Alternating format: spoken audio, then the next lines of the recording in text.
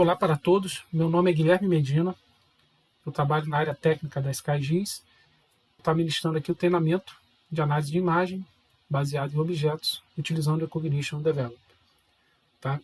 O primeiro ponto que eu queria levantar, antes de a gente começar efetivamente, é sobre a versão que a gente vai estar utilizando. Tá? A gente vai estar trabalhando com uma versão trial, e no caso é a versão 8.7.1 do Recognition. Tá? Não é a versão atual, que é a 9.5.1. Tá? Por que a gente optou por essa versão? Porque essa versão trial, mais antiga, ela permite que a gente salve projetos no Recognition, coisa que não se dá para fazer com a versão nova. Tá? Então, para que vocês possam ter toda a parte prática em sua plenitude, a gente optou por utilizar uma versão anterior do software, que vai dar total habilitação a vocês a estarem fazendo curso, a estarem aprendendo e podendo estar utilizando a nova versão sem problema algum. Tá? Bom, falando um pouquinho sobre mim, eu sou geógrafo de formação, eu sou mestre em engenharia cartográfica pelo Instituto Militar de Engenharia, pelo IME, e eu comecei com Recognition um pouquinho antes, minha história com Recognition, na verdade, começou um pouquinho antes do meu mestrado, em 2004, quando eu tive um contato com esse software numa apresentação de uma turma do IME, e fui correr atrás do mestrado justamente porque virei um entusiasta desse software. Então fui correr atrás de fazer o mestrado no IME justamente por ser, na época, aqui onde eu moro, no Rio de Janeiro, o único lugar que tinha o software. Tá? E comecei a trabalhar com o software, terminei o meu mestrado, como eu já falei, virei um entusiasta dessa ferramenta e trabalhei desde 2004 até hoje, utilizando esses softwares em projetos, né, na geração de projetos, em consultoria. Trabalhei também muito tempo como instrutor, credenciado inclusive na Defines, que era a empresa alemã, que depois foi comprada pela Trimble, né? E passei também a ser instrutor credenciado pela Trimble. Já dei esses cursos em vários países aqui da América Latina, né? E pelo Brasil inteiro. E é uma ferramenta que realmente, eu sou suspeito para falar, mas vocês vão tirar conclusões por vocês mesmos. Muitos já têm contato com o Recognition, algumas coisas vão ser repetitivas, mas para quem não tiver contato, a surpresa ainda vai ser bem maior, porque vão ter total percepção do que é possível ser feito com esse software. Bom, então chega de conversa, vamos começar a nossa apresentação aqui teórica, tá? A gente fala um pouco de teoria antes de iniciar o nosso curso prático propriamente dito, que também vai intercalar a teoria, tá? O nosso curso prático, ele intercala sempre a teoria para a gente poder entender o que a gente está fazendo no software, não simplesmente ficar apertando o botão. Então, as técnicas de classificação de imagens digitais, né? Vamos falar um pouquinho da evolução dessas técnicas. A gente primeiro teve a classificação pixel a pixel, tá? Que originou toda essa parte de rotulação de pixels em classes. Uma evolução da pixel a pixel foi a classificação baseada em segmentos, né? Foi uma classificação bem difundida aqui no Brasil, no início dos anos 2000, volta 2001, com o software Spring, tá? que usa o algoritmo de classificação, o algoritmo de segmentação por crescimento de regiões. E uma evolução da classificação baseada em segmentos é a análise de imagens baseada em objetos. Tá? Esse é o nome atual desse método. Ele já teve o nome de classificação de imagens orientada a objeto, mas como esse orientado a objeto dava muita confusão com a terminologia, com a orientação a objeto da área de informática, de computação, acabou se alterando para classificação de imagens baseada em objetos, e por entender, né, pela equipe do Recognition entender que o software vai muito além do que simples classificação de imagens, eles resolveram mudar também o termo inicial nessa nova reformulação chamando de análise de imagens baseada em objetos. Então a gente teve essas três terminologias, né? Classificação de imagem orientada a objeto, classificação de imagem baseada em objetos, e agora a gente tem análise de imagens baseada em objetos. Sobre a classificação pixel a pixel, né? É aquela primeira classificação que a gente costuma ter contato, né? Onde você define várias amostras ao longo da imagem, tá? Ao longo da sua área de trabalho, da sua imagem, onde cada amostra vai ter, após você coletar essas amostras de cada classe, na verdade, né, vai ter uma assinatura espectral, e o software ele vai depois varrer pixel a pixel na imagem, associando esse pixel para aquela classe na qual ele tem mais proximidade em termos, considerando o seu nível de cinza, considerando a sua resposta espectral, né, nas bandas em que você determinar. Tá? Então ele vai associando cada pixel a uma classe específica, no caso aqui ele tiver mais proximidade em termos de resposta espectral ou nível de cinza. Né? Qual é a vantagem dessa classificação? Ela é uma classificação bem mais rápida, tá? Porque você não tem que trabalhar com criação de objetos ou segmentos. Mas a desvantagem é que você acaba associando feições espectralmente próximas, porém completamente distintas em uma mesma classe. Uma evolução da pixel a pixel foi a classificação baseada em segmentos, né? Onde você tem uma primeira etapa que a gente chama de segmentação por crescimento de regiões. Né? No primeiro passo, né? Quando você roda o crescimento de regiões, cada pixel individualmente vai ser rotulado como um objeto distinto. Posteriormente, considerando os critérios de proximidade espectral, ou se a gente quiser usar o termo de nível de cinza, proximidade de nível de cinza, esses pixels são reagrupados entre si, criando novas regiões, e a partir daí a gente vai ter as regiões também se agrupando por essa similaridade na resposta, né, do nível de cinza, formando novas regiões consequentemente. E até a gente atingir um limiar que é definido pelo usuário. Geralmente o usuário define um limiar de tamanho de área específico. Quando ele atingir aquele limiar, ela quebra aquele objeto e começa a agregar o objeto adjacente, até gerar toda uma cena segmentada. Bom, qual a principal vantagem da classificação baseada em segmentos? É te auxiliar na coleta de amostras. Você não precisa mais, como na classificação pixel a pixel, ficar criando um polígono para aquela amostra que vai posteriormente definir a assinatura da sua classe. Você não vai fazer isso, você vai selecionar um segmento e com isso você acaba impedindo que você caia no erro de coletar na hora de definir o seu polígono, pegar pixels que não estão relacionados com aquela classe que você está querendo definir os parâmetros. Tá? Então essa é a principal vantagem. Você vai ter o segmento lá definido, com bordas já definidas direitinho, que você só vai clicar nele, ele vai associar como amostra para a sua classificação. A desvantagem. A primeira delas é igual pixel a pixel. A gente associa feições espectralmente próximas, porém completamente distintas em uma mesma classe. E a classificação é mais lenta, porque você tem uma etapa anterior de segmentação que demanda muito recurso computacional. Tá?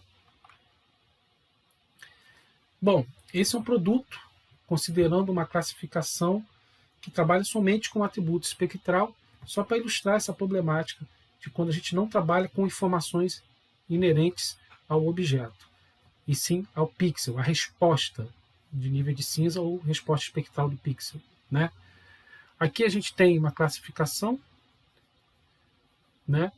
E vocês podem notar aqui, por exemplo, que algumas classes, aqui a gente tem uma classe classificada como areia, e aqui a gente tem uma área de construções, onde os telhados são de material de alta reflectância. Então a areia acaba sendo classificada como edificações. Na verdade, as edificações ficaram classificadas como areia. Né? Aqui a gente tem uma saibreira, por exemplo, no meio da área urbana, que ele também classificou como areia. Várias outras casas que são mais brilhantes na imagem também foram associadas à areia. A gente tem uma área da lagoa que é assoreada, aqui nessa região, que foi classificada como área edificada, porque ela absorve muito a radiação eletromagnética, então ela tem uma resposta espectral baixa. Do mesmo jeito também que o afloramento rochoso possui uma resposta baixa, ou seja, e foi classificado como área edificada. Então você tem, por exemplo, afloramento rochoso e aqui as vias, o asfalto, que são espectralmente próximos, porém completamente distintos, sendo associados a uma mesma classe. Esse é o grande problema de só se trabalhar com atributo espectral. E por isso que veio a análise de imagem baseada em objetos, para que a gente possa estar superando essas limitações de se trabalhar somente com o atributo, entre aspas, de cor. Tá? Bom, ela permite trabalhar com outros atributos além da informação espectral, é o grande diferencial dela.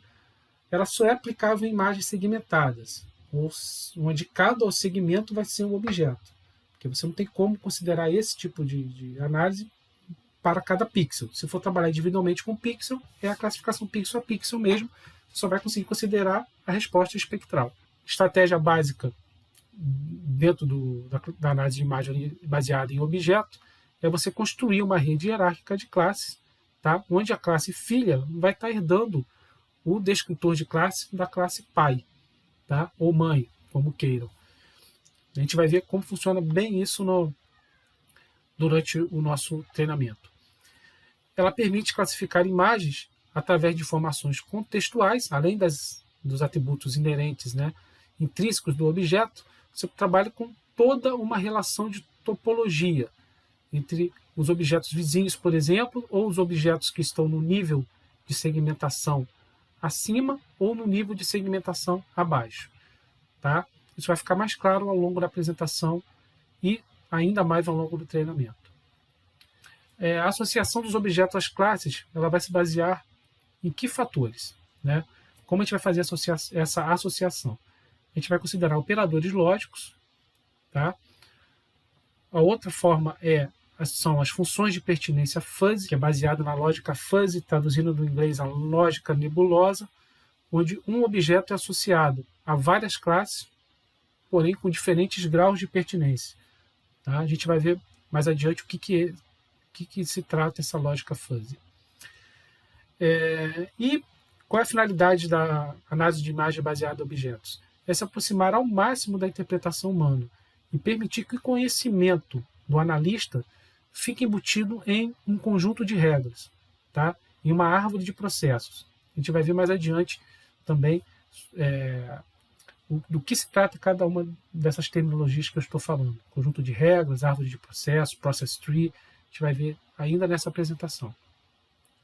Dentro da análise de imagem baseada em objeto, você pode trabalhar com as características intrínsecas do objeto, por exemplo, se ele é redondo, se ele é compacto, se ele é suave, qual é o valor, a resposta espectral deles nas respectivas bandas, qual é o valor, a quantificação de textura desse objeto, a análise textural desse objeto.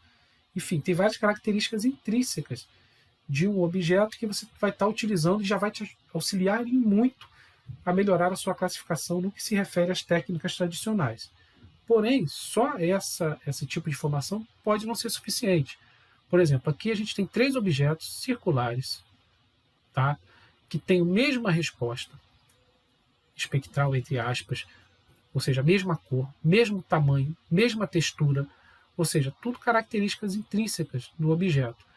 E a gente não consegue dizer o que é cada um deles, né? A não ser dizer que é um círculo, porque a gente não está utilizando uma coisa essencial na cognição humana, que é a associação topológica, né? Ou seja, não analisar o objeto em si, mas ele inserido dentro de um contexto específico. O mesmo objeto, dependendo do contexto, ele pode ter diferentes significados. E é isso que a gente vai ver nesse exemplo simples aqui. Basta traçar algumas linhas retas aqui, bem simples, que a gente já passa a associar esses 2 objetos aqui como rodas de veículo. Aqui eu acrescento 2 talheres e eu já associo o mesmo objeto como um prato. Ou seja, objetos pertencentes a classes completamente distintas, né? Então, como eu falei, dentro de uma análise de imagem, você acaba tendo 2 ou mais significados para objetos iguais, dependendo do contexto que você estiver trabalhando. Tá? É essa a ideia que o Recognition utiliza e que faz desse software ser um diferencial no mercado. Tá? O Recognition utiliza objetos, como eu já falei, ao invés de pixels. Tá? Então, aqui a gente tem uma primeira segmentação, né? E aqui a gente tem informações específicas do objeto, por exemplo, estatísticas de cores, forma, tamanho, textura, né? E aí, a partir disso, a gente pode gerar uma classificação só com características intrínsecas do objeto. Porém, eu posso considerar também a nossa informação de contexto, como eu mostrei no exemplo anterior. Então, um objeto classificado como vegetação que esteja quase totalmente envolto por água, tire ele de vegetação e classifique-me ele como uma ilha. Tá? Ou classifique-me num nível superior, que a gente vai ver mais adiante, no nível de segmentação superior, como objeto ilha. Você pode manter, mesmo para o mesmo objeto, você pode manter 2 classificações distintas armazenadas em níveis diferentes de segmentação. E demais atributos disponíveis para classificação, como a gente vai ver mais adiante.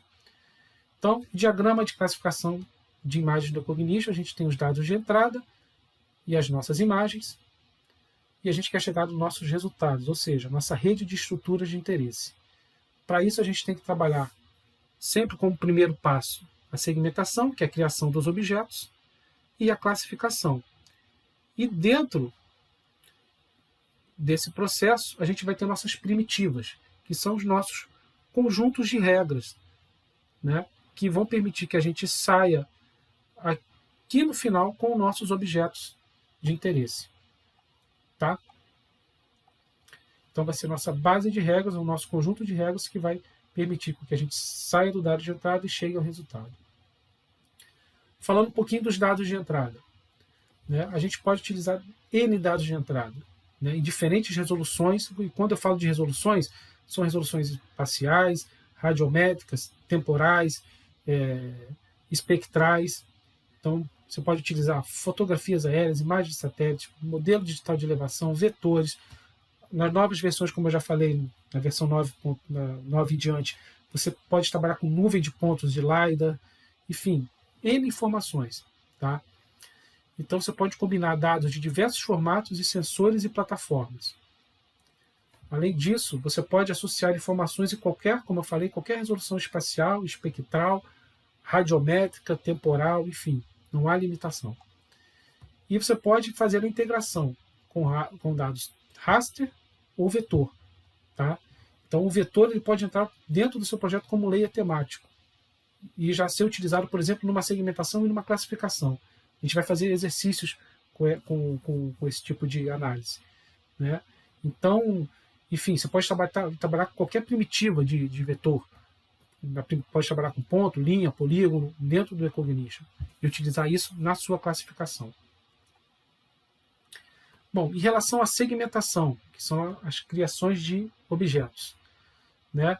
Você vai ter, em um único projeto, o Recognition, ele vai te permitir gerar diferentes níveis de detalhamento, seja criando níveis abaixo ou acima, seja no mesmo nível de segmentação.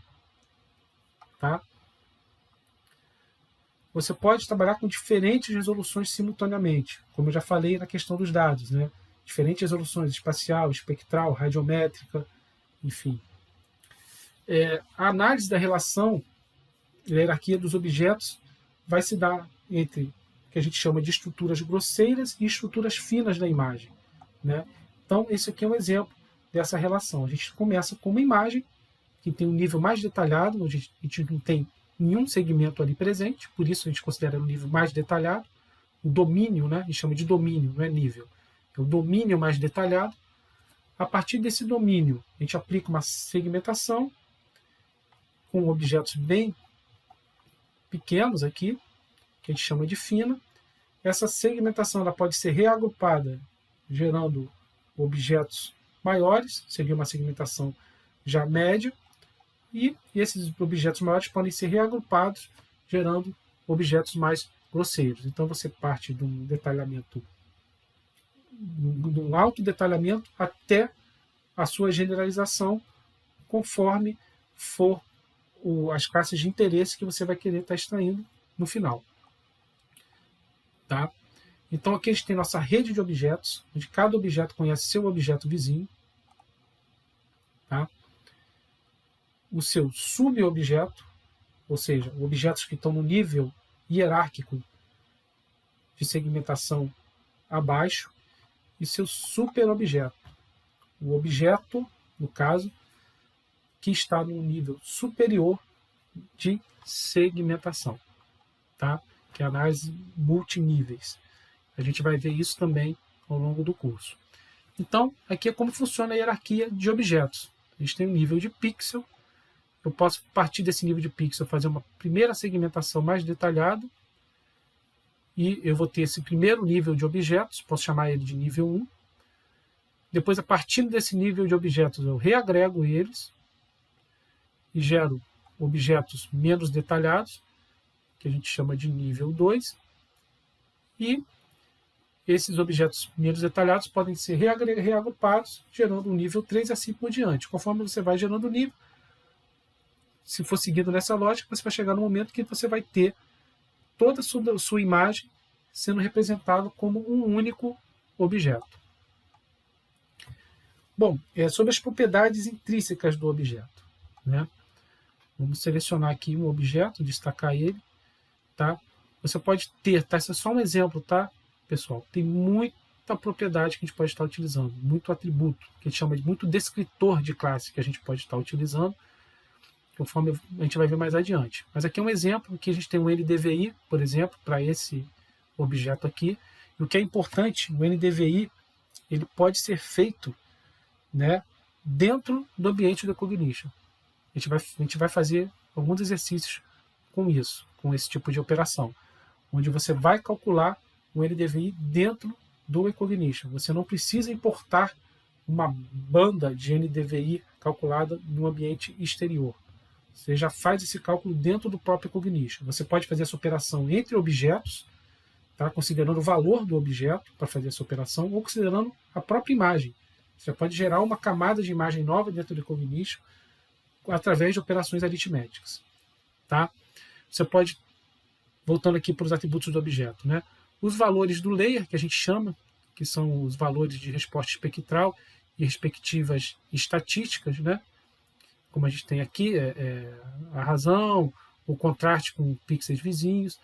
Pode trabalhar com textura. No caso aqui, nesse exemplo, foi utilizado a GLCM, que é a Gray Level Co-Occurrence Matrix, ou matriz de concorrência de níveis de cinza, utilizando a opção de desvio padrão e com cálculo para todas as direções, azimutais, né? Então, cálculo de 0 até 360 graus, olhando o objeto de cima. E relações, como eu falei, topológicas, com objetos vizinhos, e relação com subobjetos ou superobjetos. Tá? Bom, e além dessas que eu mostrei, tem todas essas daqui que a gente pode estar utilizando, fora as características customizadas que a gente pode estar criando, como o exemplo que eu dei, o NDVI. Tá? Bom, agora a gente vai falar da classificação. Qual a classificação no eCognition refere-se ao processo de associação do objeto à classe, né? E como ele vai fazer isso? Qual o operador que a gente vai utilizar, né? Então a gente vai assinalar o objeto que atende completamente os critérios definidos para cada classe especificada. Então, por exemplo, todos os objetos negros na minha imagem, eu já sei que são corpos d'água. Todos os objetos brilhantes são prédios. Então eu vou construir um processo que vai englobar um conjunto de regras que me atenda a essa condição. Né? Posso também combinar múltiplos critérios com diferentes operadores e avaliar a pertinência do objeto à classe. Por exemplo, todos os objetos verdes, aí já estou utilizando informação espectral, de cor, verde, e circulares, então estou utilizando a cor e a forma do objeto, são árvores. Todos os objetos quadrados e brilhantes, novamente, informação de forma e de cor, são prédios. tá? Então você combina todos esses tipos de análise em métodos definidos em etapas interativas, né? E por fim, você pode utilizar também funções de pertinência fuzzy para melhor discriminar ou, melhor dizendo, identificar os limites que você vai ter entre uma classe e outra, tá? A gente vai estar falando mais aqui para frente do que é a lógica fuzzy utilizada na classificação de imagem. Bom, a gente tem 3 diferentes métodos de associação de classificação no Cognition. Operadores lógicos, maior, menor, igual ao menor, igual ao maior ou igual. Por exemplo, classifique-me todos os objetos com NDVI maior que 0,6 como vegetação densa. Tá? Vizinho mais próximo. O vizinho mais próximo ele vai se basear em coleta de amostras. Então você vai fazer sua coleta de amostras e vai coletar as amostras para cada uma das suas classes de interesse e ele vai associar os demais objetos a essa classe por meio de funções de pertinência fuzzy, que a gente vai ver mais adiante, né? E você pode também definir funções de pertinência dentro de cada classe, como um descritor de classe, né? Então você cria a sua função de pertinência, a sua curva da função de pertinência, e a partir dessa função o eCognition automaticamente vai estar associando os objetos pertinentes a essa classe. Tá? A gente vai ver mais adiante e ao longo do treinamento a gente vai criar muitas funções de pertinência. Tá? Então isso vai ficar bem mais claro. Bom, lógica fuzzy é a classificação de imagens. Né? Lógica fuzzy ela vem do inglês, lógica nebulosa. Tá? Ou seja, né, a transição entre o pertencer e não pertencer ocorre de forma muito gradual. Tá? Você foge um pouco dessa questão de você ter 0 ou 1, pertence ou não pertence, é ou não é. Na verdade, você tem uma zona nebulosa, sem um limite bem definido, né, onde a gente estabelece graus de pertinência entre os valores 0, pertence, e 1, entre 0, não pertence, ou é, ou não é, desculpa, e 1, pertence ou é. Né? Então, você estabelece essa zona nebulosa. Tá? Então, o mesmo objeto, no caso um segmento, ele pode pertencer a várias classes com diferentes graus de pertinência. Né? Ele vai fazer esse tipo de análise, o Cognition, para que a gente possa avaliar o resultado, ele faz no final a desfusificação. Né? O que é a desfusificação? É transformar um resultado que está dentro da lógica nebulosa para a lógica booleana. Então ele vai trazer para você visualmente, vai fazer a associação, né, e vai te trazer visualmente a associação dos objetos àquela classe que ele teve maior grau de pertinência. Tá? E esse estabelecimento de grau de pertinência entre dois números inteiros, né, que seria a transição do sistema booleano para o sistema fuzzy, né, da lógica booleana para a lógica nebulosa, a gente chama de interface de fuzzificação. Tá? Então aqui a gente tem, vamos pensar que isso aqui é um parâmetro específico de um objeto na imagem. Tá? Propositalmente eu coloquei entre dois números inteiros, tá? Para fugir um pouco de 0 ou 1, para não confundir com a lógica booleana. Então aqui esse limiar é 2 e aqui a gente tem um grau de pertinência 3. Então de 2 a 3 é o range que a gente tem para estar criando o grau de pertinência para cada objeto. Nesse caso aqui, esse objeto ele teve 2,8 de pertinência para a água, 2,6 para a área edificada e 2,3 para a vegetação. Tá? Eu até coloco entre 2 e 3 para fugir um pouco de probabilidade. Isso não significa que esse objeto tenha a probabilidade de ser água de 80%, de ser área edificada de 60%, de ser vegetação de 30%. Não é a probabilidade. Ele, na verdade, é um conceito complicado, porque ele é água com grau de pertinência de 0,8, ele é área edificada com grau de pertinência de 0,6 e ele é vegetação com grau de pertinência de 0,3. Né?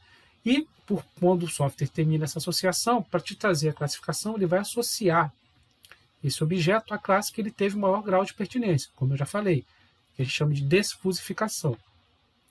Porém, quando a gente utiliza a lógica fuzzy, é possível a gente avaliar se teve confusão nessa associação. Por exemplo, de 0,6 a 0,8 a gente tem 0,2. Isso quer dizer aqui que a gente tem uma alta probabilidade, aí sim probabilidade, de essa amostra estar sendo classificada erroneamente.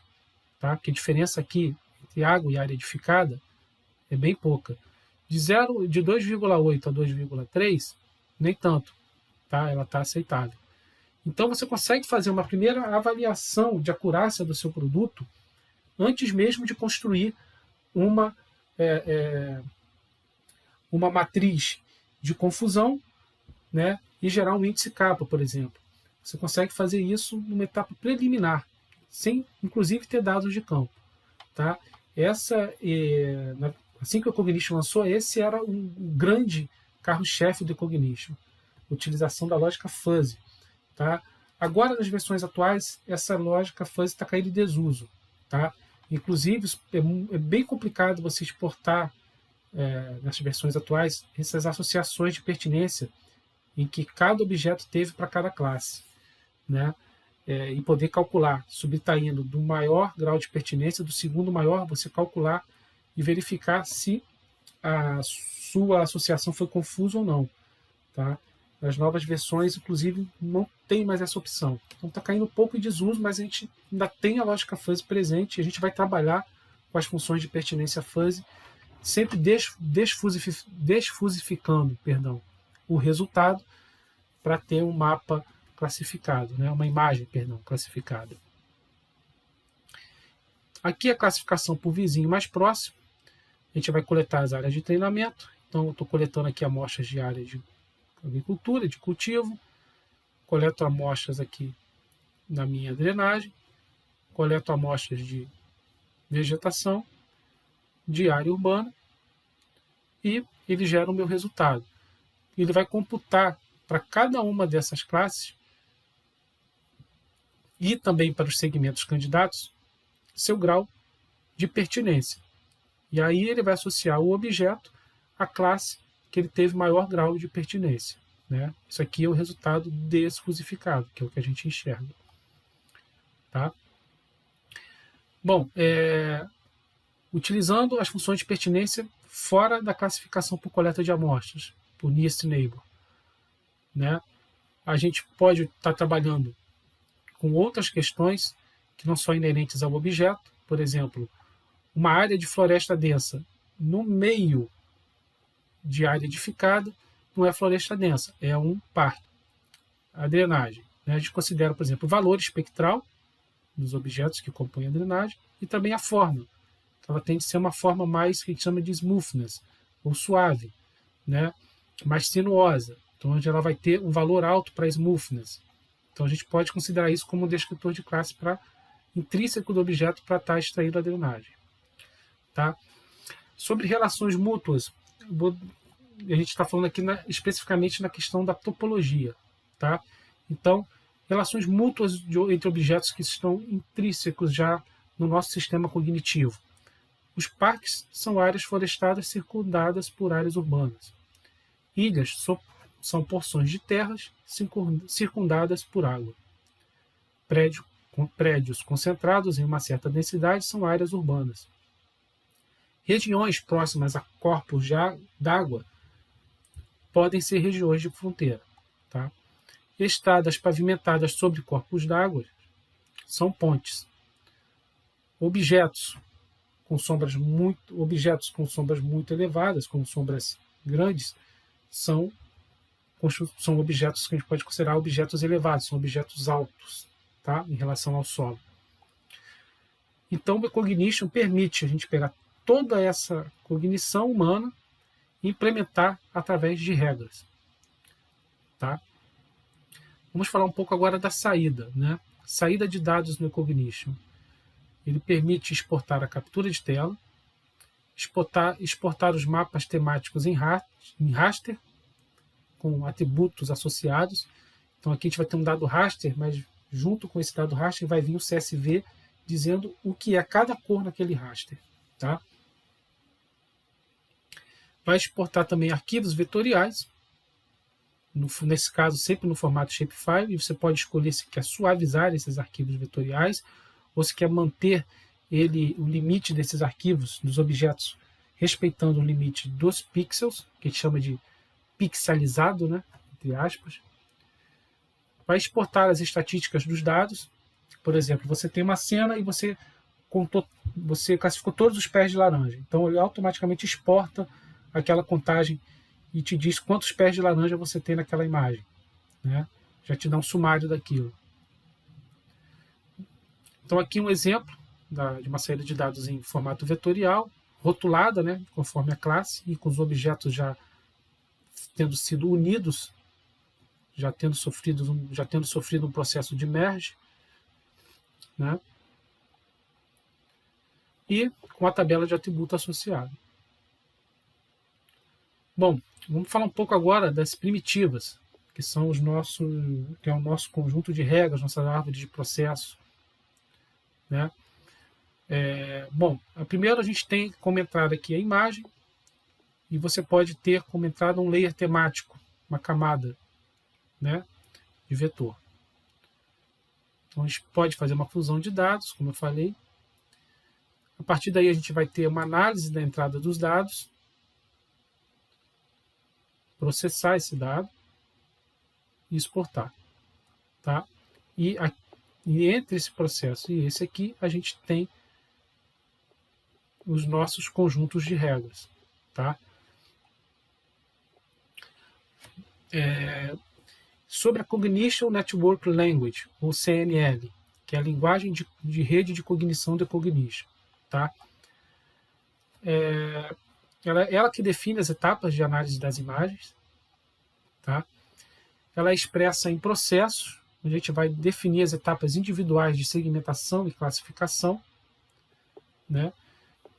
Dentro dessa árvore de processos, eles são estruturados de forma que os processos pai e processos filhos.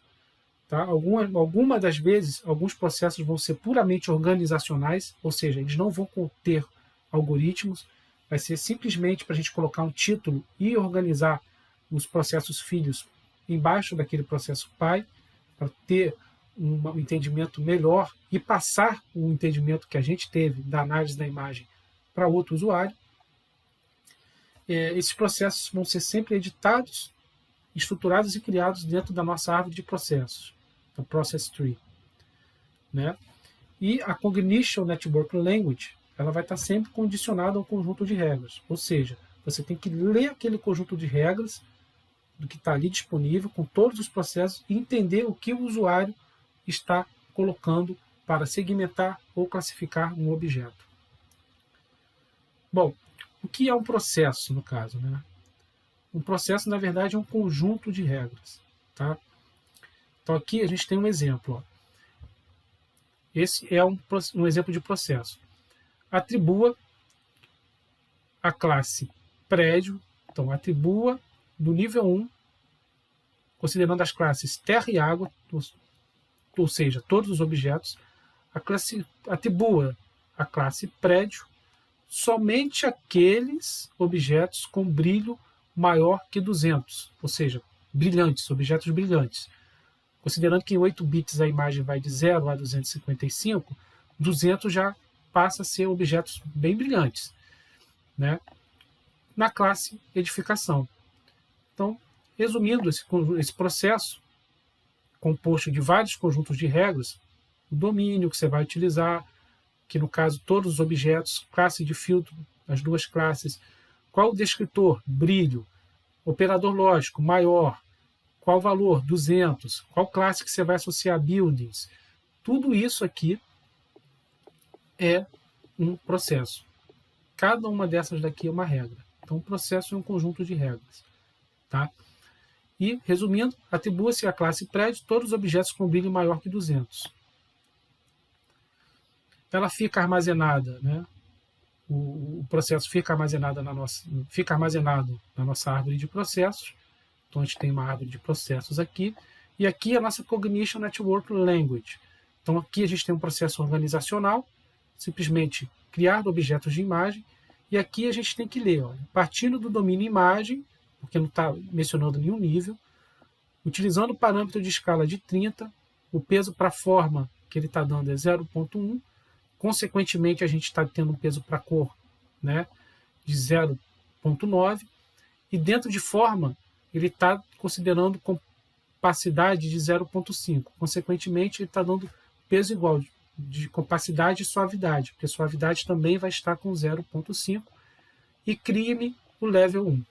Tá? Isso é Cognition Network Language. Você conseguir olhar aqui na árvore de processo e entender o que o operador fez. Por exemplo, esse símbolo aqui é de classificação. Ele está dizendo, no nível 1, terra e água. Então eu já sei que o descritor não está aqui no processo, o descritor e os seus parâmetros.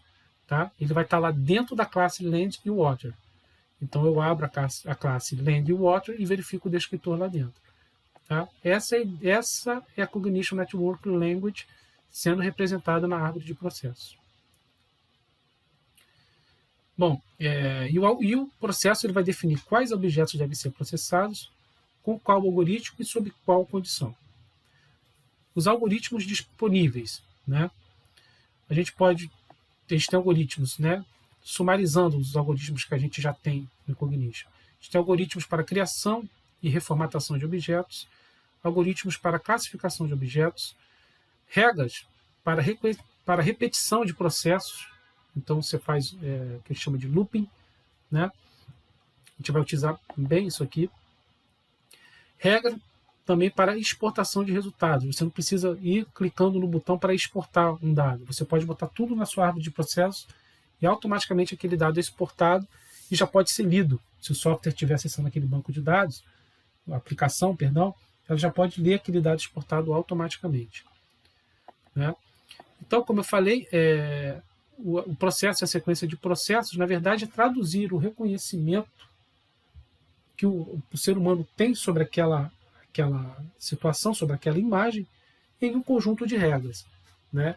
E isso é a nossa Cognition Network Language, essa representação do conhecimento humano intrínseco sendo colocada em uma árvore de processos.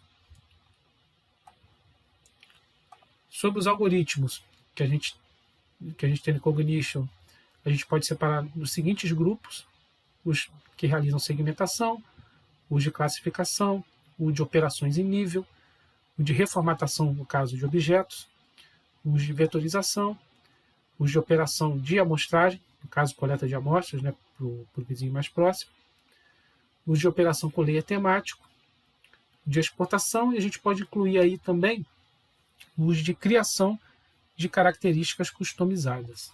Tá? Bom, vamos falar agora sobre domínios. Tá? O domínio do objeto vai descrever a região de interesse, né, onde você vai estar executando um determinado processo dentro da sua hierarquia de objetos. Então, partindo daqui, por exemplo, a gente tem imagem, tá, que é o nível mais detalhado possível, ou seja, você tem todas as informações sem qualquer tipo de rótulo. Então, você vai executar um algoritmo de segmentação sobre o domínio da imagem completa e vai obter essa imagem segmentada. Tá? A partir daí, eu tenho meu interesse de classificar cada um desses segmentos considerando as classes A ou B. Então, meu domínio são todos os objetos da imagem e classificar ele, o algoritmo é de classificação, e eu quero classificar entre as classes A e B. Então, eu gero aqui para cada um desses objetos da imagem o seu valor de A e de B. Tá? E aí, digamos que eu queira trabalhar só nessa área aqui da classe B. Eu quero ressegmentar essa área, reclassificar só essa área. Eu não preciso começar do zero. Então, eu seleciono como o meu domínio os objetos da classe B e aplico a segmentação somente nela. Ou seja, no único nível de objetos, eu tenho duas ou mais resoluções, detalhamentos. Essa é a ideia do Cognition. Você não classifica e nem segmenta tudo de uma vez só. Você vai fazendo por partes e vai detalhando aquilo que lhe for de mais interesse. Bom, pessoal, é isso que eu tinha para mostrar para vocês sobre teoria, tá? A gente vai estar falando mais de teoria, sim, a gente vai rever todos esses conceitos, não se preocupe, tá? Eu sei que foi muita informação, principalmente para quem nunca teve contato com o software. A gente vai rever todos esses conceitos ao longo do curso, sempre intercalando, como eu falei, teoria e prática, tá? E na próxima aula a gente vai ver um vídeo rápido e introdutório sobre os pacotes de Cognition, né? Quais são os pacotes de Cognition disponíveis no mercado e aonde vocês podem estar fazendo a aquisição do software. Então a gente se vê na próxima aula. Tchau, tchau.